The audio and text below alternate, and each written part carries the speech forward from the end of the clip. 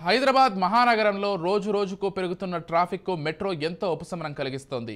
ముఖ్యంగా వర్షాకాలం, ఎండాకాలంలో ఈ మెట్రో సేవలను ప్రతిరోజు లక్షల మంది వినియోగించుకుంటున్నారు.